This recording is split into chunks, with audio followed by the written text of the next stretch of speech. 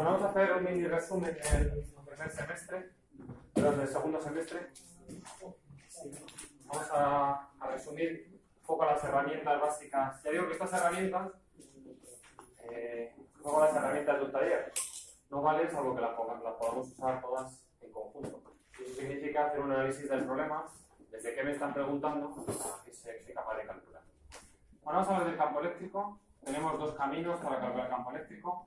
Si conocemos el potencial, simplemente calculamos el gradiente de potencial. ¿Vale? Pero ya digo, esto tiene que ser conocido.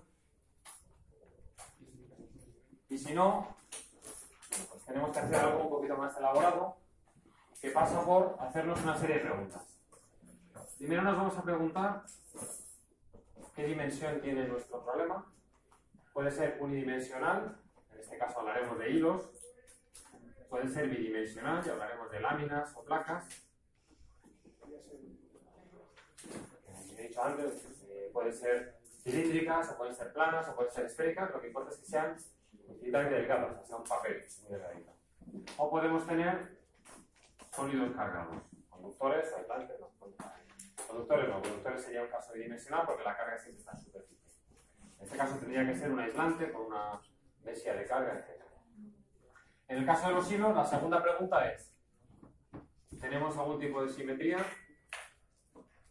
Si la pregunta es sí, entonces resolveremos el problema por Gauss. Normalmente para hilos solo tenemos una simetría, que es la cilíndrica, por lo cual lo que hacemos es coger un cilindro coaxial con nuestro hilo, el flujo en las tapas es cero, entonces solo tenemos flujo en la parte lateral, por lo tanto el flujo será el campo por el área lateral de un cilindro, luego veremos qué carga tenemos dentro, etc. Y si no, haremos por superposición. En este caso, superposición de cargas puntuales aplicando la ley de Coulomb. Si en realidad superposición vale para todos, ahora que sabéis hacer integrales dobles y triples, uno haría cualquiera de estas dimensiones, lo podríamos hacer con esa ecuación. Simplemente que en vez de diferencial de Q valdrá cosas distintas.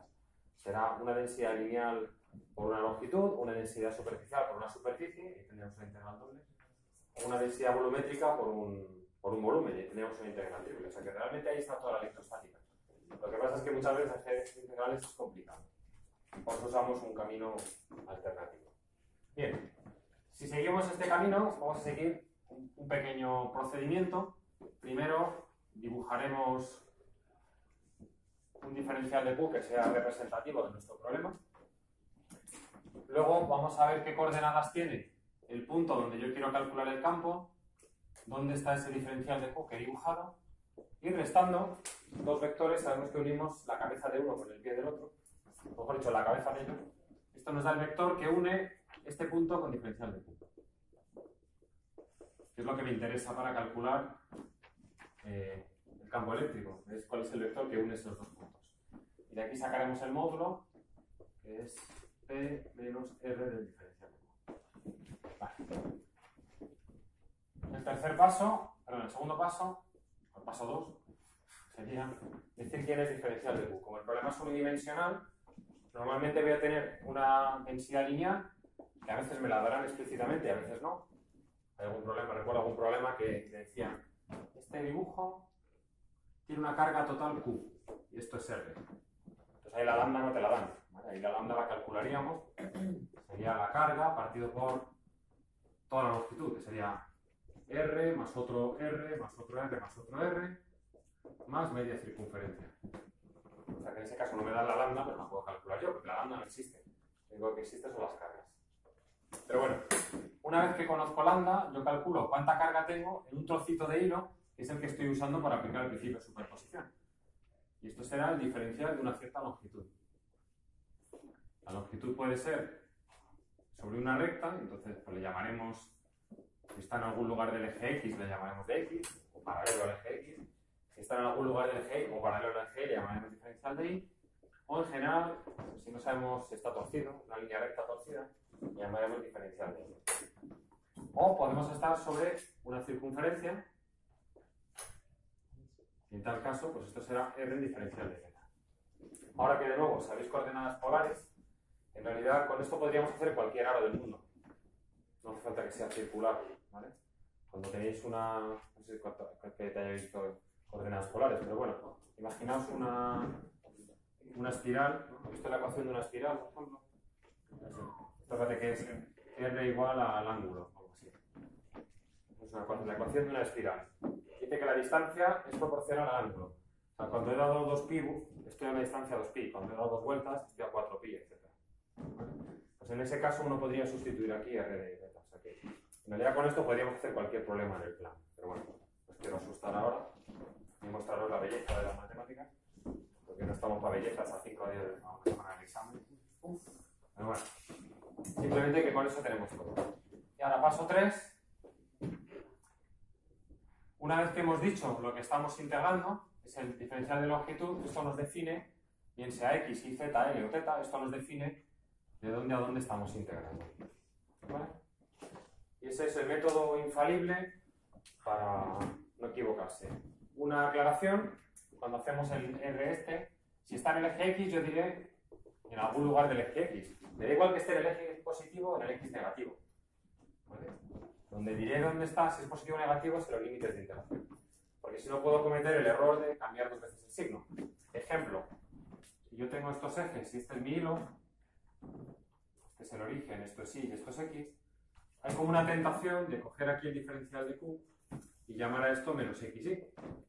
En principio lo podemos hacer, pero luego hay que tener cuidado con los límites de integración. Para mí es mucho mejor llamarle a esto XY y luego X puede tomar valores positivos o negativos. En este caso yo integraría de menos infinito a 0. Porque si le llamo menos X y luego hago de menos infinito a 0, no tiene nada que ver cómo se sustituyen esos límites de integración con esa variable. Estaría moviéndome por otro sitio que no es el que estoy. ¿Vale? Si hay salida, por ejemplo, L, y tú coges X y positivo, es desde menos R hasta L. O sea, si este punto tuviese coordenada menos L, y yo le he llamado XY, ya simplemente integro siempre de valores pequeños a valores grandes. ¿Vale? Y luego, en esa R vector y ese módulo habrá más X por ahí. Eso es lo que hace que la integral sea fea. Pero yo siempre integro de valores pequeños de la variable a valores grandes. ¿Vale? Y el signo me lo da los límites de integración, no me lo da el vector. ¿Vale? Bueno, pues con esto no hay problema que se nos resista, simplemente es cuestión de practicar un poquito. Y ya habríamos terminado el caso unidimensional. En el caso bidimensional, ¿qué podemos hacer? Bueno, pues si hay simetría, perfecto, aplicamos la ley de Gauss. En este caso podemos tener los 3 tipos de simetría. Podemos tener una lámina delgada esférica, una lámina delgada cilíndrica o una lámina delgada plana e infinita. ¿Vale? Así que tenemos cualquier tipo de simetría. Por la ley de Gauss, en un periquete sacamos cuánto vale el campo. O superposición. Ahora que ya somos mayores y sabemos hacer integrales dobles, podríamos incluso atrevernos con esto. Porque tendríamos un diferencial de Q que es sigma diferencial de área. ¿Vale? Y todo lo demás sería igual. Pero no hemos hecho nada de esto, porque habéis visto integrales dobles después de electrostática. Así que normalmente lo que hacemos es seguir otro camino, que es partir esto en 2 subproblemas. Un problema auxiliar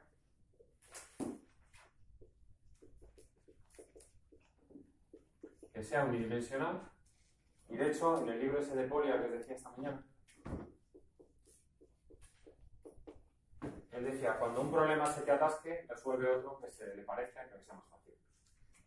Y con lo que hayas aprendido, pues dar el problema difícil a ver si te inspira. Y eso lo he hecho yo alguna vez en algún examen. Estáis bloqueados, pues antes de entregar el examen en blanco, pues si tienes un plano inclinado lo quitas. Quita el plano inclinado, a ver si te aclaras, y una vez que te has aclarado vuelves y lo intentas. Siempre que te sobre tiempo hay que luchar. Bueno, cogemos un problema auxiliar que es más fácil y luego lo que hacemos es donde apareciese, vamos a poner aquí con una lambda sub 0, que nos la inventamos, y luego donde aparezca lambda sub 0, lo que hacemos es reemplazar esto por sigma y un diferencial de un cierto espesor. ¿Vale? Recordad, si yo tenía una placa y lo parto en hilos, al final lo que estoy haciendo es como si cogiese ese hilo y lo convierto en una cinta de papel celo que tiene una cierta anchura. Entonces, lo que hago con esto es, bueno, cuando paso de coulombios por metro a coulombios por metro, ¿cómo reparto ahora esos coulombios por metro? Porque fijaos que esto es coulombio metro cuadrado multiplicado por la longitud, sigue siendo igual que esto. ¿Vale? Lo único que estoy diciendo explícitamente que es la parte estrechita y cuál es la parte ancha. Bien. Así que lo único que hago es, donde ponga E, pongo el diferencial de E, y aquí advertencia, estos son vectores, así que yo aquí cuando superponga sumo vectores, no sumo escalares, y con esta sustitución paso del problema auxiliar a un problema que ya puedo integrar. La variable de integración me lo va a dar esto, el espesor en el que yo he convertido mi hilo delgadito en un hilo grueso, con lo cual los límites de integración van a salir de aquí, de esa elección que he hecho yo del espesor. Y ya está, superponemos y problema resuelto. Pero una cosa, cuando cambias la carga lineal por la superficial, coges diferencial de Q, o sea, sería lambda por diferencial de no sé qué es igual a sigma. Por ejemplo, en este caso, imagínate que tenemos una placa rectangular, esto mide h, ¿vale? Y yo hasta este momento he resuelto este otro problema. Un hilo finito con un lambda sub 0. Lo que estoy haciendo en el fondo es decir, ¿cuánta carga tiene este hilo? Pues lambda sub 0 por h. ¿Cuánta carga tiene ahora este hilo gordito? Pues será sigma por base por altura. ¿Verdad? Entonces esta h y esta h se van. ¿Vale? Ahí me he saltado como un paso, pero bueno, la lógica que hay detrás es que lo que importa es cuánta carga tiene ese hilo y tiene que ser la misma que ese hilo. Porque la estoy repartiendo, lo estoy mirando con una lupa. ¿No? Pero si la placa fuera horizontal, donde pone la hay que poner sigma diferencial de I.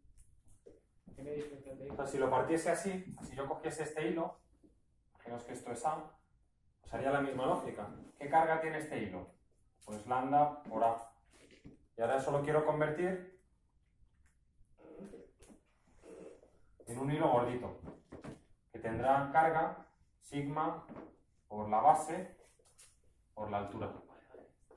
Por eso digo que es lo del espesor. O sea, al final nos queda el espesor, la parte que yo estoy convirtiendo, y una raya en una cinta de celo un poquito ancha. Entonces se tiene que ir como el 2, que se diga. O sea, de alguna manera sí, porque en este caso me importa el diferencial de carga que estoy almacenando en todo este hilo. Lo que os decía ahora es que, ahora que sabéis integrales dobles, podéis ser toreros y decir, bueno, pues directamente yo aplico la ley de Coulomb con un diferencial de Q que sea sigma diferencial de X diferencial de Y. Y ahí tienes tu integral doble. En el fondo es como hacer lo que yo he hecho separado en dos pasos. Cuando yo digo que hago el hilo y luego le doy el espesor, es porque primero integro así y luego integro así. Pero es que eso es una integral doble. Aquí directamente uno podría usar la ley de Coulomb. Esta receta de la ley de Coulomb la podríamos usar aquí. Pero bueno, no lo hemos hecho en clase nunca porque no sabíamos integrales dobles. De hecho, a lo mejor en un mundo ideal podríamos enseñar, podría haber semanas con menos cálculo y semanas con más física y aprovechar entre las dos asignaturas y contar cosas que van paralelas. Contar el gradiente cuando contamos trabajo, contar, no sé. Bueno, eso para otra vida, para otra generación. Pero eso sería el ideal, poner las cosas en contexto. Ahora que habéis visto integrales de línea, habéis descubierto que ya vamos haciendo integrales de línea todo el curso. El trabajo es una integral de línea, la diferencia de potencia es una integral de línea, la línea ampere, la circulación es una integral de línea. Habría sido mejor verlo en su día, pero bueno, de momento no estamos tan... Estamos todavía en el siglo XIX con estas cosas. Bueno, 3D. Pues en 3D el procedimiento sería algo así. Convierto el problema auxiliar, ¿sabes? Esto en un problema auxiliar en 2D y luego hago un espesor a esa plaquita y subo. Pero eso no lo hemos hecho este año. Así que si el problema es 3D, me fijaré en qué simetría tengo, que también tengo de las tres, porque puedo tener una esfera maciza, aislante, con un arroz, con huecos o sin huecos, ¿vale? Pero simplemente superponer. O un cilindro macizo, también aislante, porque es conductor superficial. O una placa maciza, infinita hacia allá, pero con un cierto espesor. Pero en cualquiera de los tres casos usaríamos la ley de Gauss. Aquí tenemos todo lo necesario para calcular el campo eléctrico. Y ahora, volviendo a eso de tirar del hilo que decía bien en clase. ¿Cuándo nos puede aparecer esto? Pues a veces no nos preguntan el campo eléctrico. A veces nos dan un dibujo, imaginaos, una placa finita, con una sigma, y aquí un hilo con una lambda. Y a lo mejor nos pide la fuerza que hace la placa sobre el hilo. Entonces, de nuevo, me estaría preguntando, ¿qué sé yo de fuerzas? Pues sé todo lo que sé de la parte dinámica y luego también sé que los cuerpos cargados hay una fuerza entre ellos, que sería el diferencial del que sufre la carga por la fuerza que hace el que genera el campo, pero el campo que hace el que genera esta fuerza sobre el otro objeto. Entonces he convertido la pregunta del examen en dos subproblemas. ¿Quién es este y quién es este? Entonces, por este lado diría, vale, ¿cómo está distribuida mi carga? En una línea. Pues esto será lambda 2 por un diferencial de longitud. ¿Dónde está mi línea? Pues en algún lugar paralelo al eje X. Y ahora, ¿cuál es este campo? Pues me iría para allá. ¿Qué pinta tiene mi campo? ¿Es un hilo, una placa o un volumen? Pues es una placa. ¿Tiene simetría plana infinita? No, porque es una placa con un cierto espesor. Aunque sí que es infinito por aquí, imaginaos. Pues entonces parto esto en problemas auxiliares. Y una vez que tenga el hilo auxiliar, lo hago gordito, superpongo y ya tengo el campo. ¿Pero dónde lo calculo? No lo calculo ni aquí, sino en algún lugar que me venga bien luego para hacer la fuerza. ¿Vale? Entonces veis cómo convertimos siempre la pregunta del enunciado, que es el shock, en cosas que vamos, digamos, desmanejando.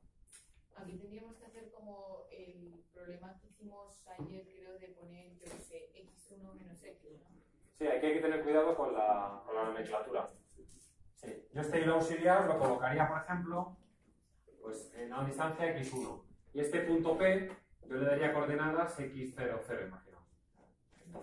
Si esto fuese x y esto sí. Pero mucho cuidado, sí, efectivamente. No llamarle a todo x siempre, ni a todo y, ni a todo r. ¿Vale? Que es el mayor problema que tiene Gauss y que tiene Ampère, que sabemos las fórmulas de usarlas, pero hay que interpretarlas. ¿Vale?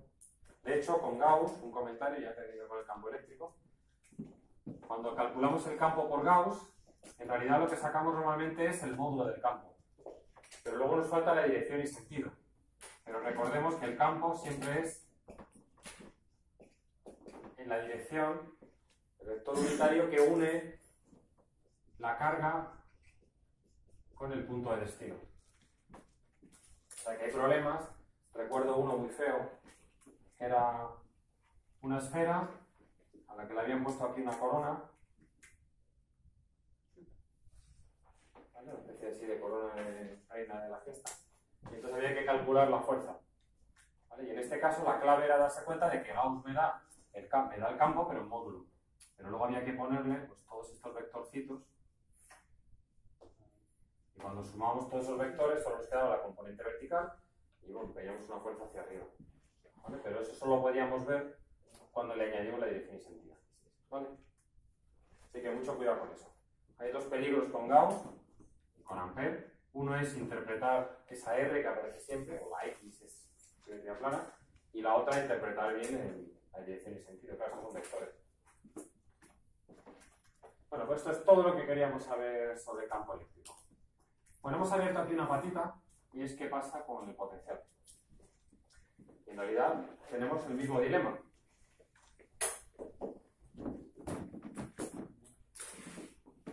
¿Borro ya? ¿O borro esto? ¿O borro todo? Eso mismo. ¿Eh? Eso mismo. Gracias, señor.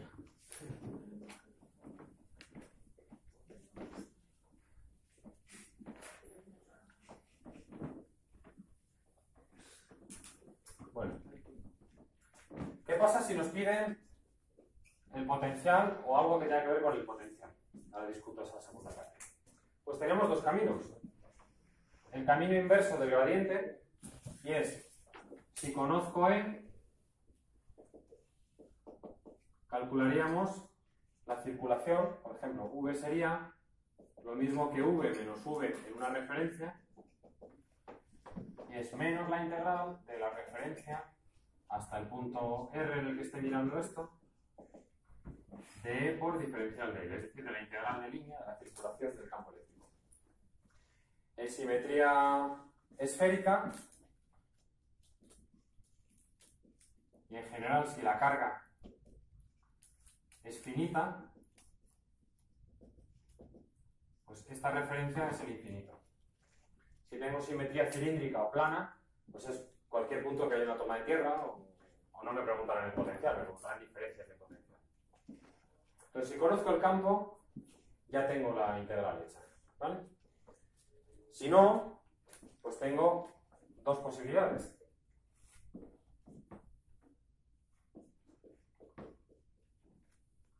podría calcular el campo por Gauss.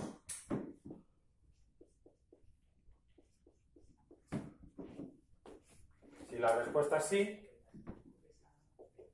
pues entonces go to aquí. ¿Vale? Porque calcular campos por Gauss es lo más fácil del mundo. Con lo cual, prefiero calcular el campo por Gauss y hacer la circulación que el otro camino. Y es, si no puedo calcular el campo por Gauss, tengo que aplicar el principio de superposición. ¿Vale? Y en este caso, solo hemos visto dos casos, porque el tercero habéis visto en 3 dimensiones, lo podíamos hacer por Gauss. Una D o 2D. Si es una D, ya me he eliminado esa opción, tengo que calcular el potencial como superposición del potencial de una carga puntual. Que recordad que era K por Q partido por R. Y aplicaríamos el mismo método de antes. Dibujamos diferencial de Q, ¿vale? Esto parece una chorrada lo de dibujar, pero un buen dibujo nos resuelve medio problema. Es una forma de hablar, en realidad es una milésima parte del problema. Pero no hacer un dibujo nos arruina un problema, eso está bien.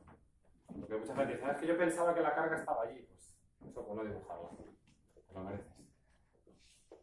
Aquí igual, calculamos R del punto, R diferencial de Q, restamos para ver la conexión directa entre el punto, perdón, entre el diferencial de Q y el punto, que es esta resta.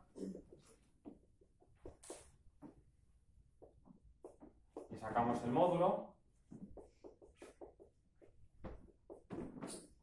En un segundo paso diremos quién es nuestro diferencial de Q, como estamos en una recta, en un hilo mejor dicho.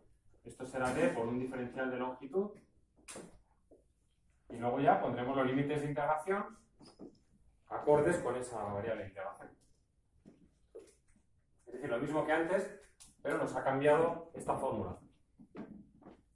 Y ojo que aquí no hay vectores, eso es muy bueno. Por eso es mucho más cómodo calcular potenciales que campos. Porque solo tenemos una variable. ¿De acuerdo? ¿Que el problema es 2D? Pues lo mismo que antes. Si somos toreros, podemos hacer algo así como diferencial de Q igual a sigma por diferencial de A y hacer una integral doble, que no lo hemos hecho nunca este año, o lo que he dicho antes, o para toreros, o alternativamente, pues, ¿qué está diciendo? Creamos un problema auxiliar en una dimensión donde me invento un hilo que no existe, lambda sub 0, y luego lo hacemos el hilo gordito y decimos donde aparezca lambda sub 0 y luego donde aparezca v pondré diferencial de v, sumo todos esos hilos gorditos y ya tendré una placa.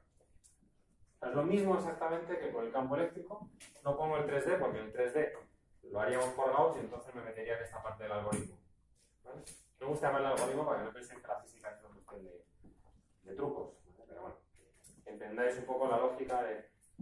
Estos son trucos que se van, métodos que se van ocurriendo a uno con los años cuando se equivoca 1000 veces. Y yo también, cuando era joven, yo también ponía el menos X a los vectores. Me di cuenta de que eso es una tortura. ¿Te has hecho los 3D, no? Porque siempre lo hacemos por Gauss. Entonces prefiero ir por este camino. Bien. ¿En qué situaciones... ¿Eso sigue enfocado? ¿En qué situaciones nos pueden pedir calcular el potencial sin pedirnos el potencial? Bueno, pues no nos olvidemos que el potencial se definía a partir de la energía potencial electrostática por unidad de carga. ¿Vale? ¿Y qué sabemos nosotros de la energía potencial? Pues que aparece dentro del teorema del trabajo y la energía cinética.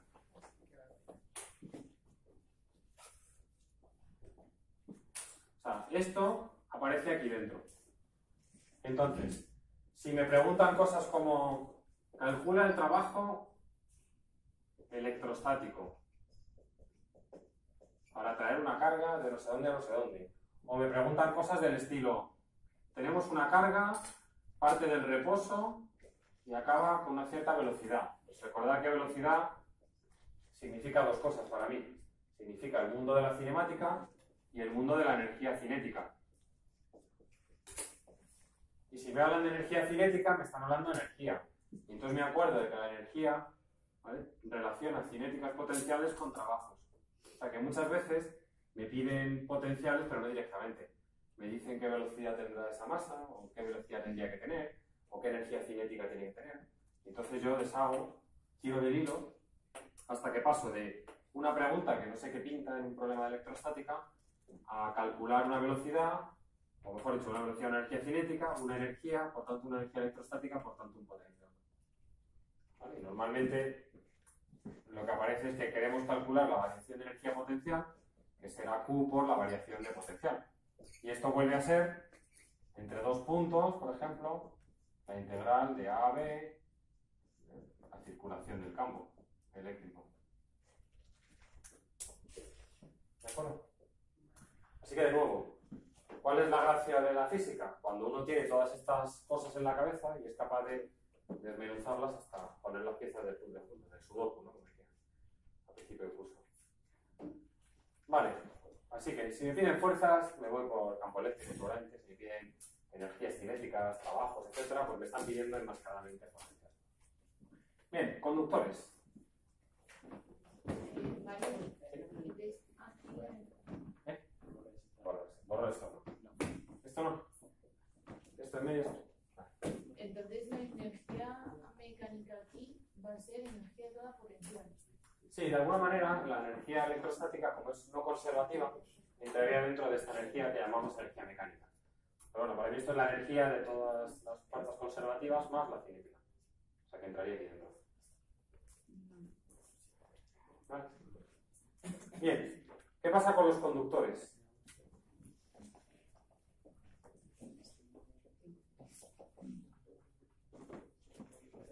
Bueno, ¿qué sé yo en la vida de los conductores? Pues aunque esto no es algo que usemos para resolver problemas, déjame que os recuerde por qué pasa todo lo que pasa con los conductores, que para mí es lo más importante. Para mí un conductor es un sistema que tiene cargas libres. ¿Vale? Cargas que se pueden alejar de sus átomos porque la energía del enlace, digamos, es pequeña. Tiene electrones de valencia. ¿Vale? Esto tiene una consecuencia. Si yo tengo un material con, imaginaos, solo dos cargas libres, imaginaos dos electrones, como son libres y hay una repulsión entre ellos, pues se van a alejar. Este va a querer venirse para acá y este va a querer irse para allá. ¿Y cuándo acaba ese movimiento? ¿Cuándo vuelve a ser electrostática? Cuando este está aquí y este está allá. Es decir, cuando llegan a la superficie. Así que el hecho de tener cargas libres significa que la carga en un conductor es superficial. ¿Y eso qué implica? Que si yo ahora cojo una superficie gaussiana, cualquiera, no una en particular que podría elegir astutamente, sino cojo una superficie gaussiana cualquiera, de forma que me dé la gana, y aplico la ley de Gauss, como ahí dentro no hay carga, lo que veo es que el flujo del campo eléctrico es cero para toda superficie. En el interior del conductor. ¿Vale? ¿Y esto qué significa? Pues significa que entonces la integral de diferencial de área para cualquier intervalo de integración es cero. Por tanto, esto significa que el campo en el interior de un conductor es siempre cero. Por hacer una metáfora, imaginaos que yo tengo un seno. ¿Vale? Esto es t o x y esto es el seno de x. Si yo integro entre 0 y 2pi, la integral es 0. ¿Significa que el seno sea 0? No, es una casualidad porque estoy integrando entre 0 y 2pi. Pero si yo integro entre 0 y pi medios, o entre pi medios y 3 pi medios, o entre esto, y para cualquiera que yo coja, siempre me sale 0, entonces la función que estoy integrando tiene que ser 0. El seno tiene una integral 0, pero es una casualidad. Pero si cualquier función, o si una función dada, cualquier intervalo de integración me da 0, la única alternativa es que sea 0. ¿Vale? Así que fijaos, todo esto ocurre porque el campo es 0. Y la siguiente consecuencia es que si yo tengo aquí carga 0, toda la carga en superficie, recordad que cargas positivas significa que me faltan electrones, que tengo huecos. Y yo aplico aquí la ley de Gauss a una pequeña superficie, lo que veo es que aquí el campo es sigma partido por epsilon sub 0. Solo que esa sigma, pues, si tiene una forma de morcilla como esta, pues va a depender del punto. ¿Vale? Pero todo eso es consecuencia de que las cargas son libres. Y la última consecuencia, si el campo es cero,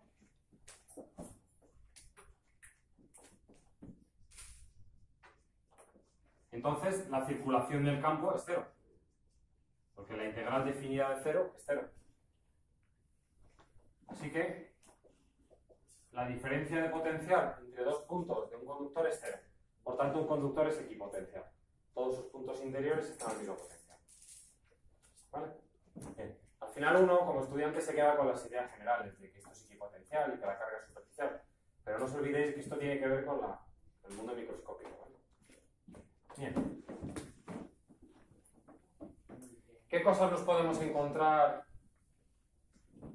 ¿O qué cosas nos hemos encontrado, mejor dicho, cuando hablamos de conductores? Bueno, pues muchas veces nos piden qué pasa si conectamos dos conductores.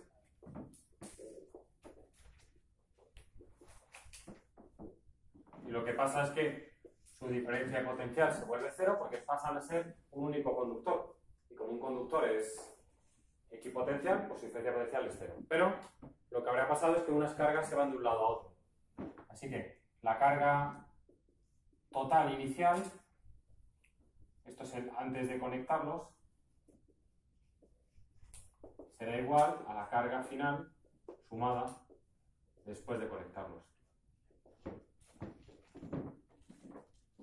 Otra perrería que le puedo hacer a un conductor es conectarlo. ¿Qué pasa si conectamos una pila? ¿Vale? Pues en este caso lo que ocurre es que la diferencia de potencial será el voltaje de la pila. Cojo una pila de mando a distancia de la tele, pues 1,5 voltios. Pero una cosa, Mario, cuando conectamos conductores y que la carga cambia, eso quiere decir que, por ejemplo, si hay dos esferas, o sea, bueno, mejor dicho, dos placas que tenían sigma 1, sigma 2, sigma 3 y sigma 4. Si conectas dos, quiere decir que a lo mejor aquí va a haber cero y aquí va a estar toda la carga y aquí... Puede pasar, depende de lo que pase en el resto del sistema. La manera de averiguarlo es calcularte la diferencia de potencia y hacerla cero. Dejas de incógnita las cargas, las llamas Q'1 o sigma'1, sigma'2, y ahora lo que dices, vale, con estas nuevas sigmas, ¿cuánto tiene que